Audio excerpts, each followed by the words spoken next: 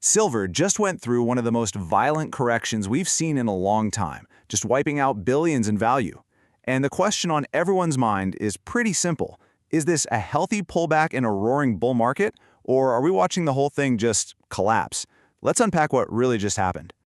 So to really get what happened, you got to rewind the clock just a little bit. It was only 52 days ago, January 29th, that silver hit an all-time high of $121 an ounce. I mean, the market was absolutely euphoric. The hype was just deafening. And then, bam! Fast forward to today, and we're hovering around $72 an ounce. The drop from that peak was just brutal and fast, and it's caused a ton of confusion and, frankly, a lot of panic in the market. So let's be super clear here. A 41% drop in less than 2 months, that is not a minor dip. A move this violent, it really demands an explanation. Was it a complete breakdown in the fundamentals, or was there something else going on? Let's get into the mechanics. You know, the best way I've found to wrap my head around this price action is with a pretty simple analogy: the splash versus the water. These are the two competing stories, but they're also connected, and they really define everything that's happening in silver right now. And this slide right here, it just lays it all out perfectly. It separates the noise from the reality. On one side, you've got the splash. That's the wild, temporary price spike. It's caused by leveraged traders, FOMO, all that stuff. And on the other side, you have the water. That's the real underlying value based on actual physical supply and demand.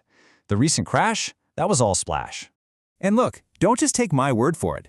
The Bank for International Settlements, I mean, we're talking about the central bank for all the central banks, they came to the exact same conclusion. They called the January price spike, and I quote, a classic boom-bust driven by speculative excess. So the problem wasn't a flawed fundamental story. It was just way too much leverage. Okay, so let's really dig into this swimming pool analogy. The water in the pool, that represents the true fundamental value. And this is driven by rock-solid factors. We're talking a 6-year supply deficit, massive industrial demand, and China's huge move to ban exports. This water level, it's real, and it has been rising steadily for years. The splash is what we saw back in January. Imagine a huge crowd of speculators all just cannonballing into the pool at the exact same time. It created this massive, violent splash that made it look like the water level was at $121. But it was just a temporary illusion. The water itself hadn't actually risen that high.